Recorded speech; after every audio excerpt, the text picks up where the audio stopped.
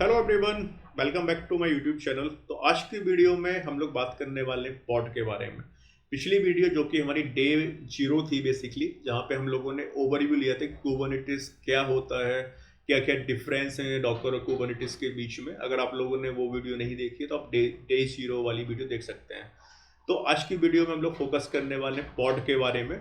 और आज हम लोग एक सिंपल सी किसी भी एक सिंपल सी डॉकर इमेज का पॉड भी क्रिएट करने वाले हैं। कैसे हम लोग उसकी मैनिफेस्ट फाइल लिखते हैं, ये सारी चीज़ें भी देखेंगे। उसके पहले हम लोग पॉड को डिटेल में समझते हैं कि एक्चुअली क्या होता है पॉड और कैसे काम करता है।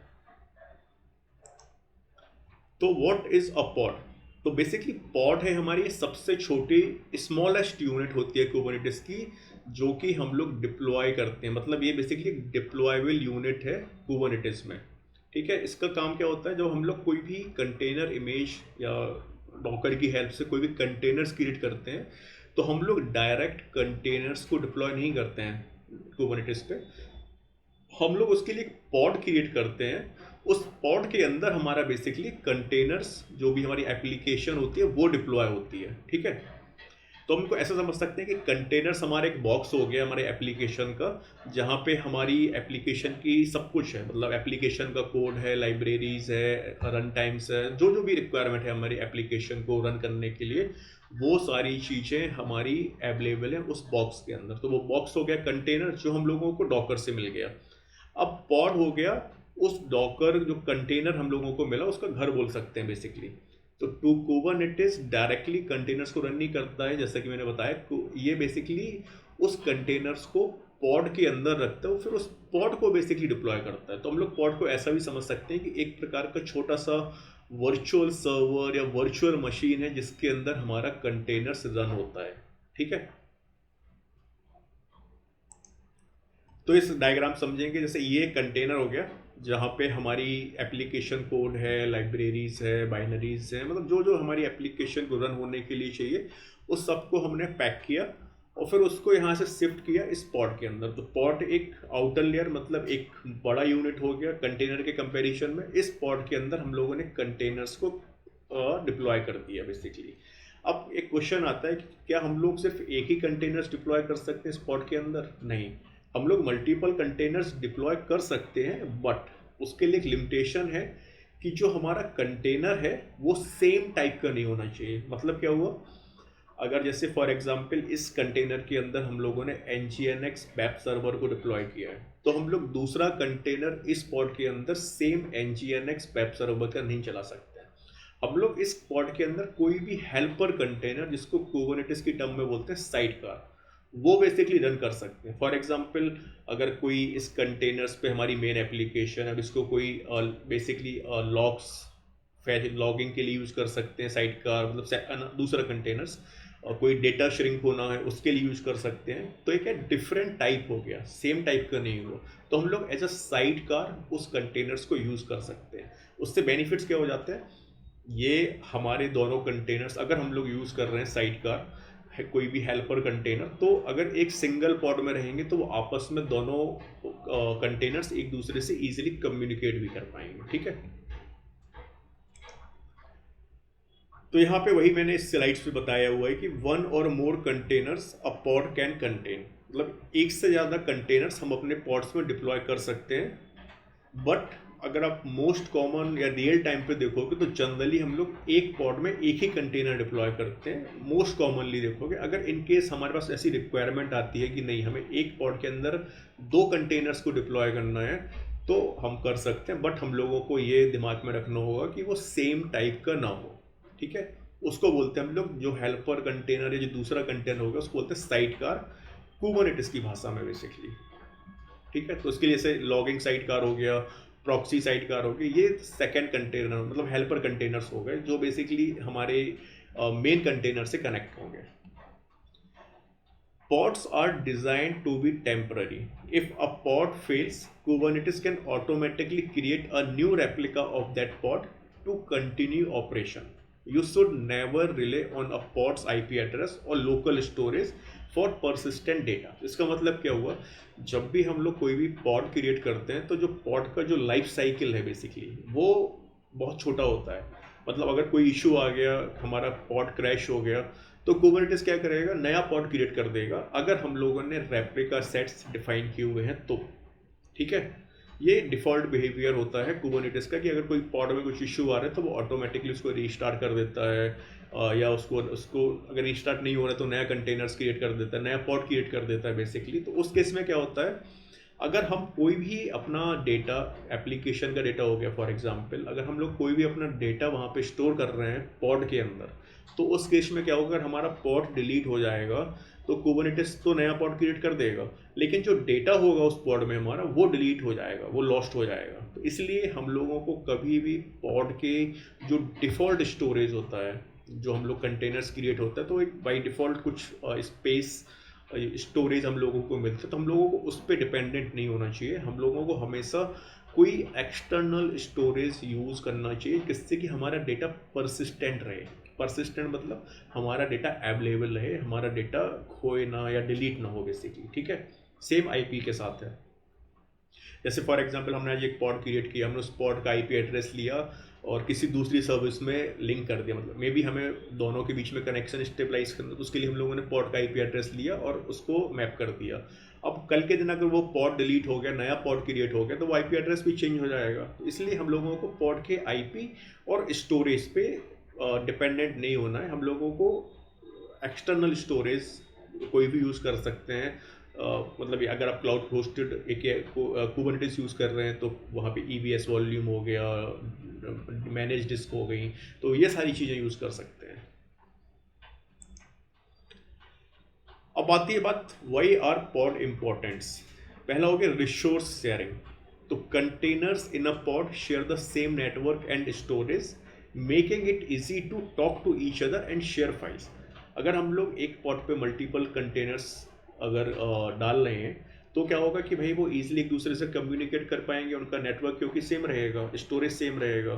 तो ये इसलिए पॉड्स भी इम्पॉर्टेंट हो जाते हैं कि रिसोर्स शेयरिंग हो जाती है। सिंप्लीफाइड कम्युनिकेशन दूसरा बेनिफिट्स है। Since they share the same IP address, containers can connect using local host, no extra setup needed. तो इसकी जो जो कंटेनर्स हो गए बेसिकली वो सेम आईपी एड्रेस यूज कर रहे हैं, मतलब शेयर कर रहे हैं सेम आईपी एड्रेस को। तो उस केस में क्या होगा कि भाई उन लोगों को अगर एक दूसरे से कनेक्शन क्रिएट करना है या स्टेबलाइज करना है तो उसके लिए वो लोगों को कोई पर्टिकुलर आईपी एड्रेस नहीं चाहिए। वो लोग सिंपल लोकल होस्ट जो कि अपना 127.0.0.0 होता है उसका यूज कर सकते हैं। Co-location and co-sharing. So all containers in a pod are placed on the same machine, so they can stay close and reducing delay in communication. तो जो भी कंटेनर्स हमारे, अभी हम लोग यहाँ पे एक चीज़ कंफ्यूज नहीं होना, हम लोग यहाँ पे बात कर रहे हैं एक सिंगल पॉड के अंदर कंटेनर्स की। ठीक है, तो अगर एक पॉड के अंदर मल्टीपल कंटेनर्स होंगे तो उसको हम लोग एक सेम वर्कर नोड्स पे भी डिप्लॉय कर सकते हैं, उनको अलग अलग नहीं करना है क्योंकि वो उस पर्टिकुलर पॉड का पार्ट है। तो एक दूसरे के पास रहेंगे तो ईजिली एक दूसरे से बात कर पाएंगे, और जो कम्युनिकेशन के बीच में जो भी मिली सेकेंड्स का या जो भी टाइम लग रहा होगा वो भी रिड्यूस हो जाएगा। ठीक है, तो ये बेनिफिट्स हो जाते हैं पॉड्स के। अब आता है हाउ पॉड्स आर मैनेज्ड। तो हम लोगों ने भाई पॉड तो क्रिएट कर दी, अपनी एप्लीकेशन को डिप्लॉय कर दी, लेकिन उसको मैनेज भी तो करना है हम लोगों को। अकेले पॉड से तो काम चलेगा नहीं हमारा। तो उसके लिए कुबरनेटिस में कंट्रोलर्स होते हैं जिनका यूज़ करते हैं हम लोग अपने पॉड्स को मैनेज करने के लिए। तो पहला कंट्रोलर हो गया और मोस्ट पॉपुलर कंट्रोलर है ये डिप्लॉयमेंट कंट्रोलर। दूसरा हो गया रेप्लिका सेट। तीसरा stateful sets, jobs, cron jobs, daemon sets. तो ये सारे कुबरनेटिस के कंट्रोलर हैं जो हेल्प करते हैं हमारे पॉड्स को मैनेज करने के लिए। तो इन सारे कंट्रोलर्स, ये बेसिकली कोई स्मॉल टॉपिक्स नहीं है, इन पे आगे की सीरीज में आप सेपरेट वीडियोस देखोगे हर एक कंपोनेंट्स की, बिकॉज इनको डिटेलिंग में समझना बहुत ज़रूरी है क्योंकि ये हमारे डे टू डे एक्टिविटीज़ में बहुत ज़्यादा यूज़ होने वाले हैं। तो अभी सिर्फ फिलहाल के लिए इतना समझते हैं, अभी हम लोग पॉड पे फोकस कर रहे हैं इस वीडियो में। फिलहाल के लिए समझते हैं कि पॉड्स को मैनेज करने के लिए हमारे पास ये सारे कंट्रोलर्स अवेलेबल हैं या ऑप्शंस अवेलेबल हैं। हर कंट्रोलर्स का अपना एक काम है, जो भी हमारी रिक्वायरमेंट होती है उस अकॉर्डिंग हम लोगों को पर्टिकुलर कंट्रोलर को चूज़ करना होता है। अब आते हैं नेटवर्किंग की बात करते हैं। तो जनरली यहाँ पे फ्लैट नेटवर्किंग मॉडल यूज होता है, तो all pods in a cluster can talk to each other directly no matter which machine they are on and no NAT needed. तो इसमें दो चीज़ हो गई। तो जैसे कि हमारे एक क्लस्टर हम लोगों ने सेटअप किया, उस पर रियल टाइम पे हमारे पास एक वर्कर नोड नहीं होता। जैसे हम लोग अभी डॉकर डेस्कटॉप का यूज़ करने वाले हैं, तो हमारे पास अभी यहाँ पे सिर्फ एक ही वर्कर नोड मिलता है, या एक ही नोड या एक ही सर्वर मिलता है, या एक ही वर्चुअल मशीन मिलती है अपने काम को करने के लिए। बट रियल टाइम पे क्या होता है, एक कुबरनेटिस क्लस्टर के साथ मल्टीपल वर्कर नोड्स अटैच होते हैं। तो अब किसी भी वर्कर नोड्स पे हमारी एप्लीकेशन डिप्लॉय हो सकती है, ठीक है। तो उस केस में क्या होता है, जो पॉड्स अगर मल्टीपल मशीन्स में, तो वो ईजिली एक दूसरे से बात कर सकते हैं। उसके लिए इन लोगों को नेट भी नहीं चाहिए। नेट का फुल फॉर्म होता है नेटवर्क एड्रेस ट्रांसलेशन। ये जनरली वर्चुअल नेटवर्क्स में यूज़ होता है जब हमें कोई किसी एक दूसरी सर्विसेज से बात करनी होती है प्राइवेटली, तो उस केस में यूज़ करते हैं हम लोग नेट गेटवे का। उस पर नहीं जाते हम लोग नेट गेटवे पे। फिर अगला हो गया CNI, कंटेनर नेटवर्क इंटरफेस। तो कुबरनेटिस जो है वो प्लगइन्स यूज़ करता है। कैलिको हो गया, फ्लैनल हो गया, सीलियम हो गया, ये सारी नेटवर्किंग को हैंडल करने के लिए। तो ये हम लोगों को कुछ मैनेज नहीं करने, कुबरनेटिस खुद मैनेज करता है इन प्लगइन्स की हेल्प से। अगर आप लोग फॉर एग्जांपल कोई क्लाउड प्रोवाइडर यूज़ कर रहे हो, AKS या AWS, तो उस केस में हमारे पास ऑप्शंस रहते हैं कि जब हम लोग कुबरनेटिस क्लस्टर को क्रिएट करते हैं तो उस समय ऑप्शंस आते हैं कि भाई आपको कौन सा प्लगइन सेलेक्ट करना है, ठीक है। I think calico default container network interface होता है कुबरनेटिस क्लस्टर के लिए। तो इससे क्या होता है, इन प्लगइन्स की हेल्प से हर एक पॉड को अपने एक IP एड्रेस मिल जाता है, तो ये एक दूसरे से बात कर पाते हैं। क्योंकि कोई तो एड्रेस होना चाहिए। अगर आपको फॉर एग्जांपल एक लोकेशन से दूसरे लोकेशन पे जाना है, तो आपके पास उस लोकेशन का एड्रेस होना चाहिए, तभी आप उस लोकेशन पे पहुंच सकते हो। सेम कॉन्सेप्ट यहाँ पे नेटवर्किंग पे भी होती है। तो यहाँ पे एड्रेसेस का काम करते हैं IP एड्रेस। IP का फुल फॉर्म होता है इंटरनेट प्रोटोकॉल। फिर अगला हो गया सर्विस डिस्कवरी। अब पॉड्स क्या है, क्रिएट होते हैं, डिलीट होते हैं, उनके IP चेंज होते हैं। अब सर्विसेज का काम होता है कि भाई पॉड्स तो हमारे फिर से क्रिएट हो जाएंगे, कुबरनेटिस उनको क्रिएट कर देगा इन केस वो क्रैश हो गया, कुछ इशू हो गया। लेकिन अब हम कहाँ पे अपना ट्रैफिक को राउट करेंगे। अगर हमें फॉर एग्जांपल हमें अपने एप्लीकेशन को अपने लोकल सिस्टम से या इंटरनेट से एक्सेस करनी है, तो कहीं ना कहीं तो हमें अपना ट्रैफिक भेजना पड़ेगा ना। अदरवाइज फॉर एग्जांपल हमारी पॉड 1 पे एप्लीकेशन डिप्लॉय है, अब हमें पॉड 1 का IP एड्रेस फॉर एग्जांपल हम लोगों ने टेम्प्रेरी IP एड्रेस जो असाइन होता है वो ले लिया और हम लोगों ने सर्विस पे मैप कर दिया। अगर कल के दिन वो पॉड डिलीट हो गया तो उसका नया पॉड क्रिएट होगा, नया IP एड्रेस आएगा, तो उस केस में हम लोग अपने एप्लीकेशन को एक्सेस नहीं कर पाएंगे। उस केस में सर्विसेज का यूज़ करते हैं कि ये बेसिकली आपके एप्लीकेशन को एक फिक्स्ड IP एड्रेस और DNS नेम दे देती है, जो हमेशा पॉइंट करता है एक हेल्दी पॉड को, ठीक है। तो ये हम लोग भी आगे की वीडियो में देखेंगे। एक्चुअली ये काम जनरली होता है लेबल्स एंड सेलेक्टर्स का। तो maybe I think next video वही होने वाली है हमारी, तो उसमें हम लोग समझेंगे। तो ये बेसिकली नेटवर्किंग का कॉन्सेप्ट हो गया। अभी थोड़ा सा बेसिक रखते हैं इसको, हर एक कंपोनेंट्स पे डिटेलिंग्स पे हम लोग आगे की सीरीज में जाएंगे। अब नेटवर्किंग देख लिया। अब स्टोरेज, तो जब भी हम लोग कोई भी पॉड क्रिएट करते हैं तो बाय डिफ़ॉल्ट एक स्टोरेज क्रिएट होता है, क्योंकि उस पॉड की भी अपनी इंटरनल कुछ फाइल्स होंगी जो उसको रन करने के लिए चाहिए होती है। तो डेफिनेटली एक स्टोरेज सिस्टम तो कोई ना कोई अवेलेबल रहेगा ही रहेगा। तो एक बेसिकली जब हम लोग पॉड्स यूज़ करते हैं, volumes for storage, empty directory creates an empty folder when the pod start. जब हमारा कोई भी पॉड स्टार्ट होता है तो वो एक एम्प्टी फोल्डर क्रिएट कर देता है, और जब हम लोग पॉड को अपने रिमूव करते हैं तो साथ में वो फोल्डर्स भी डिलीट हो जाता है। तो ये जनरली एम्प्टी डायरेक्टरी हम लोग यूज़ कर सकते हैं। मतलब पॉड का खुद का स्टोरेज हम लोग यूज़ तब कर सकते हैं जब हमें टेम्प्रेरी फाइल्स चाहिए, कोई कैचिंग के लिए चाहिए, या कोई डेटा शेयर करना है बिटवीन दी सेम पॉड्स, तो उस केस में हम लोग इसका यूज़ कर सकते हैं। अदरवाइज रियल टाइम पे हम इसका यूज़ नहीं कर सकते। दूसरा हो गया होस्ट पाथ। तो यहाँ पे बेसिकली जो अपना वर्कर नोड्स होते हैं, उस वर्कर नोड्स का फाइल सिस्टम भी हम लोग यहाँ पे माउंट कर सकते हैं पॉड के अंदर। तो उस केस में क्या है कि हमारा डेटा एक्चुअली अवेलेबल रहेगा हमारे होस्ट मशीन पे, जो कि हमारे वर्कर नोड्स होते हैं। बट जो एक्चुअल या जो रियल टाइम पे या जो प्रोडक्शन पे जो कंपनियां यूज़ करती हैं वो यूज़ करती हैं persistent volume and persistent volume claim. तो परसिस्टेंट वॉल्यूम हो गया बेसिकली अपना आपका स्टोरेज, एक्चुअल स्टोरेज, और परसिस्टेंट वॉल्यूम क्लेम बोलते हैं जो रिक्वेस्ट रेज होती है उस स्टोरेज के लिए पॉड को। तो बेसिकली इन शॉर्ट पीवी हो गया अपना एक्चुअल स्टोरेज जहाँ पे हमारा डेटा सेव होता है, और परसिस्टेंट वॉल्यूम क्लेम हो गया एक रिक्वेस्ट जो हमारे एप्लीकेशन या जो हमारे पॉड के द्वारा रेज होती है। ठीक है, तो इसके लिए ऐसे परसिस्टेंट वॉल्यूम क्लेम लोग यूज़ कर सकते हैं third party storage systems, may be Azure का हो गया, AWS का हो गया, या आपका खुद का हो गया इंटरनल हो गया, आप वो भी यूज़ कर सकते हैं। फिर हो गया अगला हो गया वॉल्यूम्स के लिए CSI, इसको बोलते हैं कंटेनर स्टोरेज इंटरफेस। ये बेसिकली क्या करता है, ये एक प्रकार का इसको प्लगइन बोल सकते हैं हम लोग, या इसको एड ऑन बोलते हैं जनरली कुबरनेटिस की टर्म्स में। तो ये क्या करता है, जो स्टोरेज कंपनियां हैं जैसे AWS हो गया, अज्योर हो गया, बहुत सारी है, नेटऐप है, मतलब बहुत सारी कंपनियां हैं, तो ये हेल्प करता है ड्राइवर। ये बेसिकली प्लगइन नहीं बोले इसको, ड्राइवर ज़्यादा अच्छा वर्ड है। तो ये एक प्रकार का ड्राइवर होता है जो उन स्टोरेज सिस्टम्स को या स्टोरेज डिवाइसेस को अटैच कर सकता है हमारे कुबरनेटिस में। ठीक है, तो ये ड्राइवर हो गया। अब हम लोग चलते हैं डेमोन्स्ट्रेशन पे। तो जो हमारी कंप्लीट सीरीज होने वाली है उसके लिए ऑलरेडी मैंने एक गिटहब रेपोजिटरी क्रिएट की है K8 फंडामेंटल्स के नाम से। यहाँ पे आपको day wise days complete applications के जो मैनिफेस्ट फाइल्स होंगी कुबरनेटिस की या ML फाइल होंगी वो सारी मिल जाएंगी। एक चीज़ और, अगर आप कुबरनेटिस सीख रहे हैं तो आप लोगों को जो ML फाइल होती है वो कैसे लिखते हैं बेसिकली, तो वो आपको पता होना चाहिए। तो जैसे डे 1 हमारा आज है पॉड का, तो डे 1 पे यहाँ पे आपको फाइल्स मिल जाएंगी pod.ml की। बहुत सिंपल सी फाइल है जो हम लोग यूज़ करने वाले हैं, जिसकी हेल्प से हम लोग अपना एक सिंपल एप्लीकेशन को डिप्लॉय करने वाले हैं। ठीक है, तो उसके लिए हम लोग सबसे पहले क्या करते हैं, अपना विजुअल स्टूडियो कोड का यूज़ करेंगे।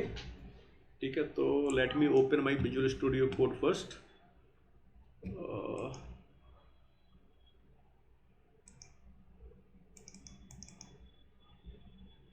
ओके, कहाँ पे है, ठीक है।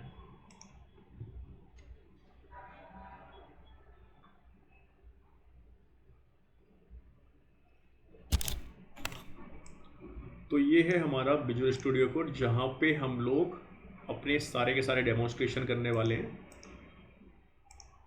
ठीक है, तो यहाँ पे हम लोग क्या करते हैं, सबसे पहले हम लोग आज जैसे पॉड की बात कर रहे हैं तो मतलब सबसे बेसिक है, क्योंकि बिना पॉड के कुछ होगा नहीं। तो आप लोगों को पॉड के बारे में, कैसे पॉड के लिए ML फाइल जनरेट करते हैं वो पता होना चाहिए।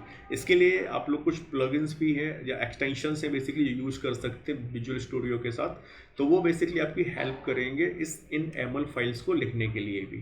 तो जैसे कि अगर मैं अपने एक्सटेंशंस पे जाऊँगा तो कुछ एक्सटेंशन ऑलरेडी मैंने इंस्टॉल किए हुए हैं यहाँ पे। तो आप लोग जैसे कुबरनेटिस सपोर्ट हो गया, ये यूज़ कर सकते हैं अपने लोकल सिस्टम पे। तो ये कुबरनेटिस का हो गया, मतलब ये सारे टेम्पलेट्स हो गए। जैसे कि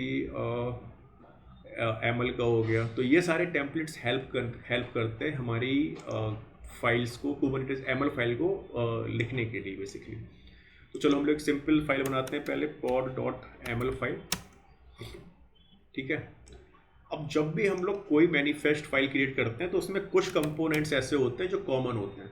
ठीक है, तो जैसे आप देख सकते हो मैंने API टाइप किया है यहाँ पे, तो अब मेरे पास दो ऑप्शन आ रहे हैं, API वर्जन्स B1। तो ये बेसिकली क्या है, ये हमारे पास ऑटोमेटिक ये डेटा आ रहा है क्योंकि हमने एक्चुअली एक्सटेंशन इंस्टॉल किया हुआ है।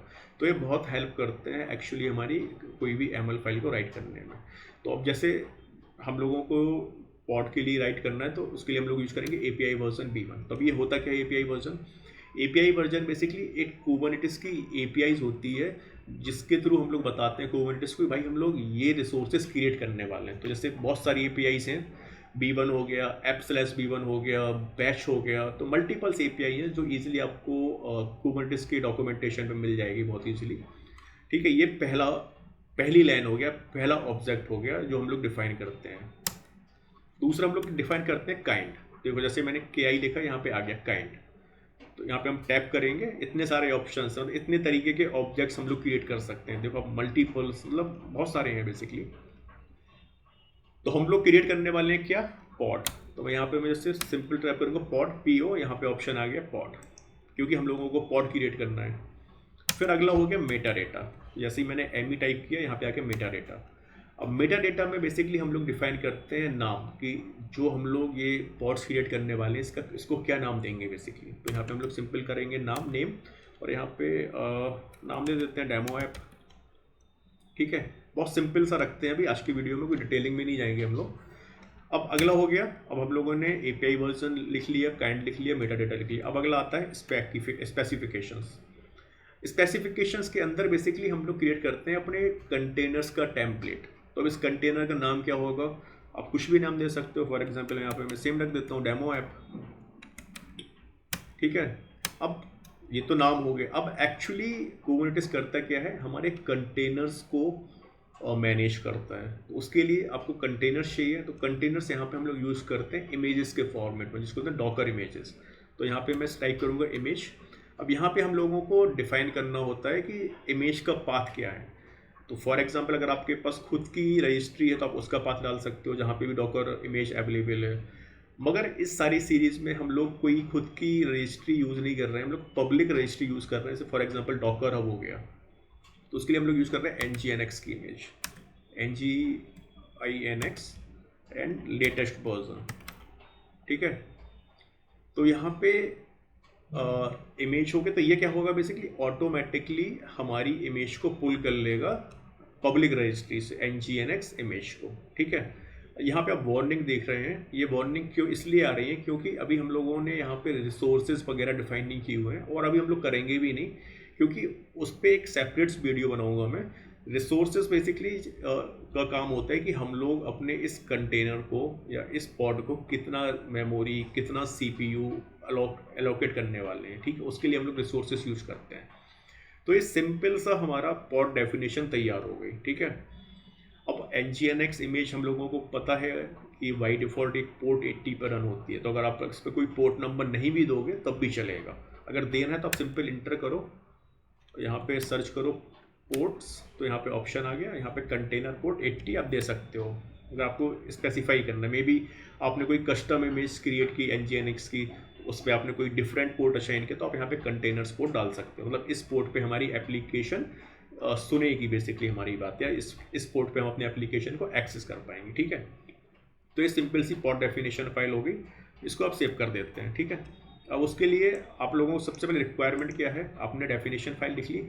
आपके पास kubectl, ये यूटिलिटी होती है बेसिकली kubectl, ये आपके लोकल सिस्टम पे इंस्टॉल होना चाहिए, क्योंकि इसकी हेल्प से आप कुबरनेटिस से इंटरेक्ट करते हो। ठीक है, क्लस्टर से इंटरेक्ट करते हो।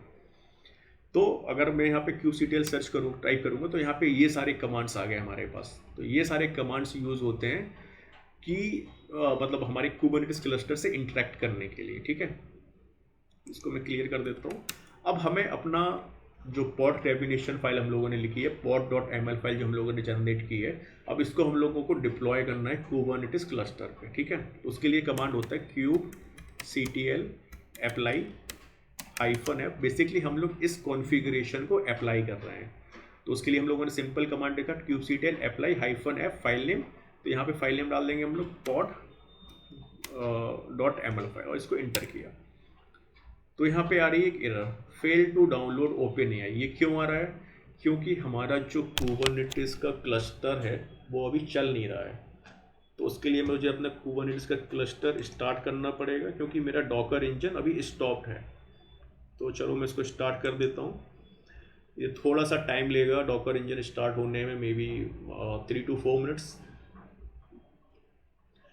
और जब आप डॉकर डेस्कटॉप यूज़ कर रहे हैं तो आपकी सिस्टम पे एटलीस्ट 8 GB की रैम होना अनिवार्य है, अदरवाइज़ वो एक्चुअली मतलब काम करेगा अगर रैम कम है, बट वो बहुत स्लो हो जाएगी प्रोसेसिंग। ठीक है, तो इसलिए एटलीस्ट 8 GB मेमोरी आपके लोकल सिस्टम पे होनी चाहिए। तो अभी आप देख सकते हो मेरा डॉकर इंजन स्टार्ट हो रहा है, और मेरे पास मैंने ऑलरेडी कुबरनेटिस को इनेबल किया हुआ है। तो जैसे ही हमारा डॉकर इंजन स्टार्ट होगा उसके बाद फिर स्टार्ट कर देगा हमारे कुबरनेटिस क्लस्टर को। तो हम लोग थोड़ी देर वेट करते हैं, उस जब तक के लिए मैं वीडियो को पॉज कर देता हूँ। जब ये स्टार्ट हो जाएगा तो मैं वीडियो को रिज्यूम बैक कर दूँगा। तो अभी हमारे जैसे कंटेनर इंजन तो स्टार्ट हो गया, बट यहाँ पे नीचे आप देख सकते हो Kubernetes स्टार्टिंग, तो ये थोड़ा सा टाइम लेगा, ठीक है। तो हमारा बेसिकली Kubernetes क्लस्टर स्टार्ट हो गया है। अब देख सकते हो ये सारे कंटेनर्स हैं जो कंट्रोल प्लेन के कंपोनेंट्स थे, वो सारे रन हो रहे हैं बेसिकली। तो यहाँ पे ETCD का कंटेनर चल रहा है, क्यूब कंट्रोलर मैनेजर चल रहा है, क्यूब API सर्वर चल रहा है, क्यूब शेड्यूलर चल रहा है। तो ये सारे Kubernetes के कंट्रोल प्लेन के कंपोनेंट्स हैं जो हमारे चल रहे हैं, ठीक है। जब हम लोग यहाँ पे अपने जो पॉड हम लोगों ने डिप्लॉय कर रहे हैं, जब हम लोग पॉड डिप्लॉय कर देंगे तो हम लोग यहाँ पे अपने एप्लीकेशन पॉड का भी कंटेनर देख पाएंगे, ठीक है।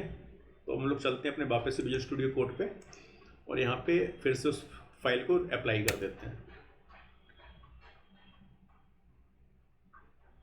तो हमारा ये हो गया पॉड ऐप, पॉड जिसका नाम है डेमो ऐप, वो क्रिएट हो गया। अब इसको कैसे वेरीफाई करेंगे, उसके लिए कमांड है kubectl गेट पॉड्स। बहुत सिंपल से कमांड्स हैं इसके सारे। इसको रन किया तो यहाँ पे आ गया demo app status running, restart एक भी बार नहीं हुआ, 0 टाइम्स एज 90 सेकेंड्स। तो 90 सेकेंड्स से ये हमारा कंटेनर्स अप एंड रनिंग है। अब इस पर हम लोगों ने क्या किया, nginx का इमेज डिप्लॉय किया। अब एक्चुअली हम लोग इस कंटेनर जो हम लोगों ने इमेज डिप्लॉय की है, इसको हम लोग अभी एक्सेस नहीं कर पाएंगे क्योंकि हमारे पास कोई पब्लिक आईपी नहीं है, हम लोगों ने अभी सर्विसेज को नहीं देखा है। तो एक ऑप्शन है जहाँ पे हम लोग इसको वेरीफाई कर सकते हैं कि हमारी जो इमेज हम लोगों ने डिप्लॉय की है वो काम कर रही है कि नहीं कर रही है, ठीक है। तो उसके लिए हम क्या कर सकते हैं, kubectl पोर्ट फॉरवर्ड, और फिर यहाँ पे किस पोर्ट पे फॉरवर्ड करनी है। फॉर एग्जांपल हम लोग यूज कर लेते हैं 4 टाइम्स 9 कॉलन, यहाँ पे फिर पोर्ट किस पोर्ट पे 80, और यहाँ पे पोर्ट नेम डाल देते हैं डेमो ऐप। आई थिंक यही कमांड होना चाहिए। ओके, तो port forward for kubectl। Okay, यहाँ पे एक्चुअली स्पेलिंग मिस्टेक हो गई, मैंने यहाँ पे पोर्ट डाल दिया पोर्ट की जगह, तो इसको करेक्ट कर देते हैं PORT। ओके, तो ports error from server not found. Okay, 1 minute का रुको, मैं एक बार कमांड चेक कर लेता हूँ जनरली इसका क्या है। तो आई थिंक इशू है कि हम लोगों ने पहले रिमोट पोर्ट असाइन कर दी, जिस पोर्ट पे हमारी एक्सेस होगी। तो हम लोगों को पहले यहाँ पे लोकल पोर्ट डालना होगा, तो इसको मैं करेक्ट कर देता हूँ। तो यहाँ पे इसको डिलीट कर देते हैं। यहाँ पे लोकल पोर्ट 80 है और रिमोट पोर्ट हमें जहाँ पे एप्लीकेशन को एक्सेस करना है। अब रन करते हैं। ओके, पोर्ट 80 कॉलन नहीं, अभी आई थिंक ये भी सही नहीं है। Let me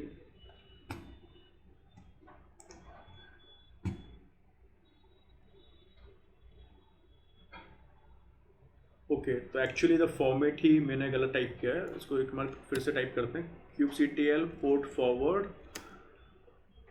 pod slash pod का नेम क्या है हमारा, डेमो हाइफन ऐप, और कमांड्स वो पोर्ट्स क्या है, फॉर एग्जांपल 999 कॉलन 80। तो ये हो गया रिमोट पोर्ट जहाँ पे हम अपनी एप्लीकेशन को क्या बोलते हैं एक्सेस करेंगे। तो अब इसने ऑलरेडी देखो, आप देख सकते हो कि पोर्ट फॉरवर्ड कर दिया लोकल होस्ट पे, हमारे नोड सिस्टम पे। अगर मैं ब्राउज़र पे जाऊंगा और यहाँ पे सर्च करूँगा लोकल होस्ट 4 टाइम्स 9, तो हम यहाँ पे होम पेज देख पा रहे हैं। बट इशू क्या है यहाँ पे, जैसे ही हम लोग इसको कैंसिल करेंगे, हमारी एप्लीकेशन है जो वो भी जो ब्राउज डिप्लॉय जो हम एक्सेस कर रहे हैं जिस URL से, वो भी हमारा चला जाएगा। तो यहाँ पे आगे this site can't be reach, इसलिए हम लोगों को सर्विसेज को यूज़ करना होता है। तो ये सब टेस्टिंग के लिए कि जो हम लोगों ने डिप्लॉयमेंट किया हुआ है पॉड का, nginx इमेज यूज़ किए, सही काम कर रही है कि नहीं। कुछ और सैम्पल कमांड्स देख लेते हैं, जैसे कि हमें लॉग्स देखने इस पर्टिकुलर पॉड के, तो हम लोग उसके लिए सर्च कर सकते हैं kubectl लॉग्स और पॉड का नेम था हमारा डेमो हाइफन ऐप। तो यहाँ पे अपने कंटेनर्स के लॉग्स देख सकते हैं पॉड्स के बेसिकली, ठीक है। और डिटेल में देखना है कि हाँ भाई क्या क्या है, तो उसके लिए एक और कमांड होता है kubectl डिस्क्राइब पॉड और पॉड का नेम जो कि हमारा डेमो हाइफन ऐप। तो ये भी बहुत सारी डिटेल दिख जाएंगी आप लोगों को, यहाँ पर देख सकते हो। आईपी एड्रेस भी देख सकते हैं यहाँ पे, स्पॉट का क्या आईपी एड्रेस है। तो ये सारी चीज़ें हम लोग इन कमांड से देख सकते हैं। जैसे जैसे हम लोग प्रैक्टिस करेंगे, आगे बढ़ेंगे, तो आप लोग इन कमांड से और ज़्यादा फैमिलियर हो जाएंगे। तो आई होप समझ में आ गया होगा पॉड क्या है, कैसे पॉड डेफिनेशन फाइल लिखते हैं। ये बहुत बेसिक सा एमएल फाइल अभी लिखा हुआ हम लोगों ने, ये इसी फाइल को हम लोग या इसी पॉड को हम लोग यूज़ करेंगे आगे की वीडियोस में भी। बस यहाँ पे क्या है, और चीज़ें एक्स्ट्रा ऐड होती जाएंगी जैसे जैसे हम लोग अनदर ऑब्जेक्ट्स की तरफ बढ़ते जाएंगे। तो आज की वीडियो में इतना ही रखते हैं, मिलते हैं अगली वीडियो में। Till then bye bye.